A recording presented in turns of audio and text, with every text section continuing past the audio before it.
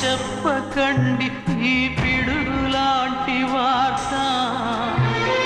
చల్లడిల్లి అది గట్టు తెంచుకొని పొంగి పొరలుతుంది. చెరుకు తోటతో చెప్పకండి ఈ కటిక చేదు మాట. పెళ్ళుమని మొదలు విరిగి అది నేల కొరుగుతుంది. ఇది తెలిసిందా గాలిపటం తన గుండె పగిలి కూలుతుంది.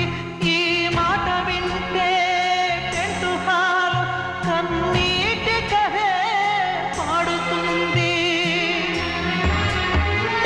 జగము మారిన యుగము మారిన చెలిమి చెరిగిపోదు.